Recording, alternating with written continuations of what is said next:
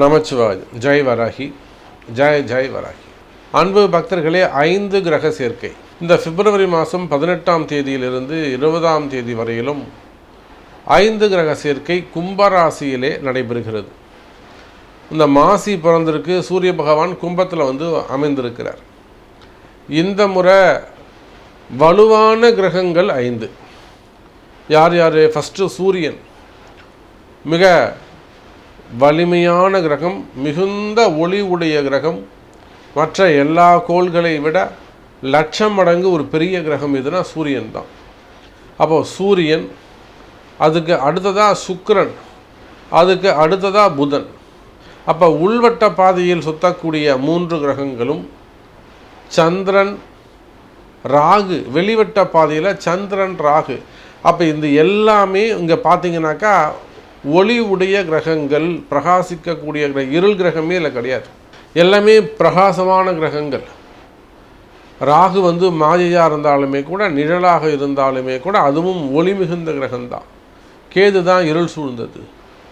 அப்போது ஒளி கிரகங்கள் 5ம் ஓரிடத்தில் சேர்ந்து கும்பராசியில் சஞ்சாரிக்கின்ற பொழுது இந்த 3 நாட்கள், இந்த சந்திரன் வெளியில் வந்துட்டாருன்னா இந்த 4 கிரகங்களும் இந்த மாசி மாதம் முழுவதும் ஏறக்குறைய ஒரு 20 நாட்கள் இந்த 4 கிரக சேர்க்கை இருந்து வருகிறது.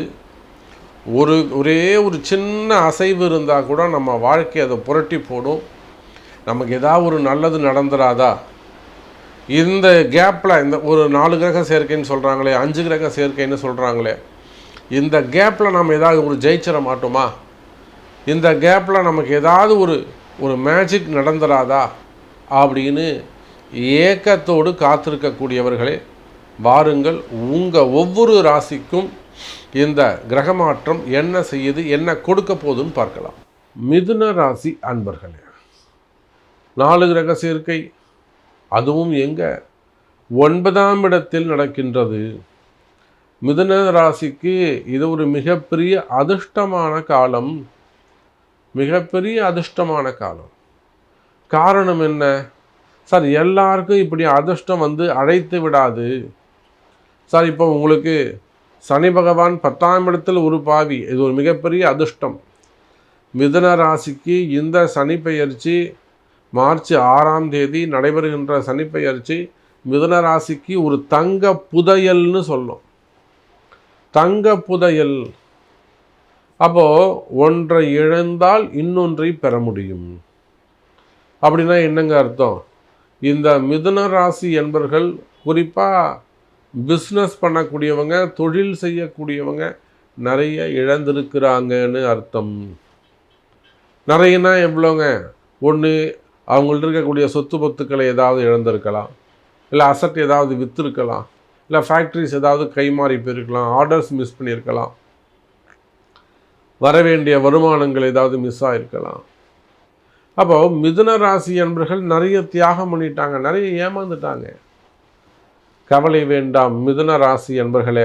இந்த 5 கிரக சேர்க்கையானாலும் 4 கிரக சேர்க்கையானாலும் உங்களுக்கு 9ஆம் இடம்னு சொல்லக்கூடிய பாக்யஸ்தானத்தில் நடைபெறுகிறது. சார், 9ஆம் இடம் மிக வலிமையான இடம். யார்? 3ஆம் அதிபதி. தைரியம் அதிகரிக்கும்.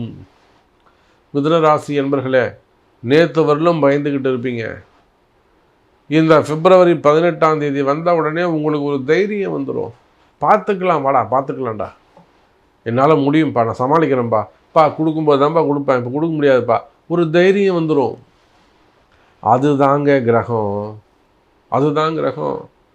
அப்போது தைரியம் அதிகரிக்கும்.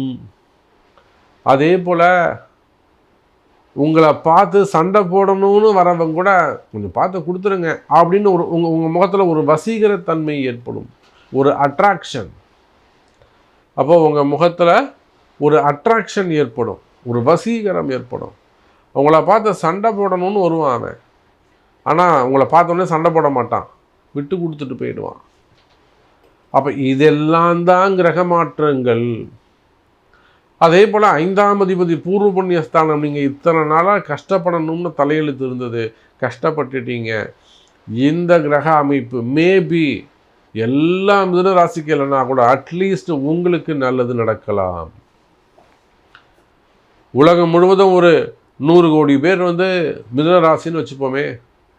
அந்த 100 கோடியில் ஒரு ஆளாக நீங்கள் இருக்க முடியாதா? நீங்கள் இருக்கணும். அப்போ மிதுன ராசி என்பவர்களே, சுக்கிரன் பூர்வ புண்ணியஸ்தானாதி 5ஆம் அதிபதி சிறப்பு. அதே போல் உங்களுடைய ராசிநாதன் புதனும் அங்கே கலந்து கொள்கிறார். அப்போது முன்பின் தெரியாத நபர்கள், அவர்கள் மூலமாக உங்கள் வாழ்க்கையில் திடீர்னு ஒரு மாற்றங்கள் நிகழும். எங்கேருந்தா வந்தாருன்னு தெரியல சாமி, திடீர்னு வந்தாங்க, இப்படி ஆயிடுச்சு, திடீர்னு பழகினாங்க, விட்டு போயிட்டாங்க, திடீர்னு பழகினாங்க, கல்யாணம் பண்ணிக்கிட்டோம், இப்போ பிரிஞ்சு இருக்கிறோம்.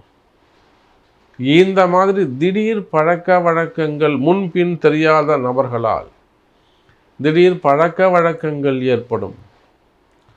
அப்புறம் அதை வச்சுக்கிட்டு நம்ம இதை கட்டி காப்பாற்றுறது எப்படி, இது லாங் டைம் கொண்டு போகிறது எப்படி, இதையே லைஃபாக அமைச்சிக்கிறது எப்படின்னு அப்புறம் போராட்டங்கள் நிகழும்.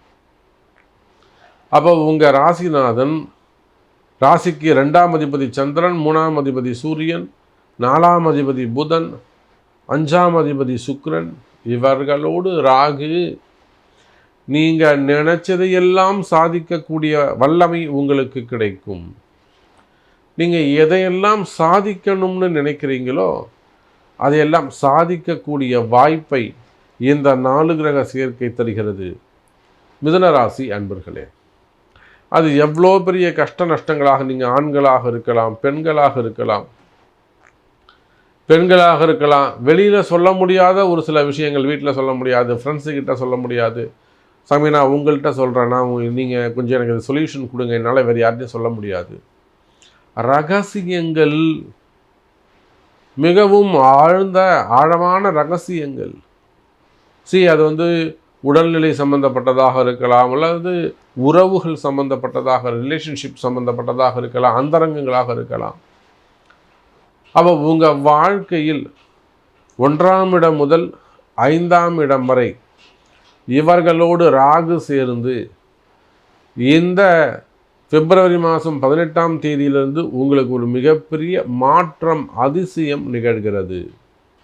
இந்த அதிசயத்தில் நீங்கள் உள்ளே போயிட்டு அப்படியே கொத்தா அதிர்ஷ்டத்தை அள்ளிட்டு வந்துடுற, ஒரு தங்க புதையலை எடுத்துகிட்டு வந்துடுறது. உங்களால் எவ்வளோ அள்ளிக்க முடியுமோ அவ்வளோ அள்ளிக்கோங்க, நல்லதே நடக்கும்.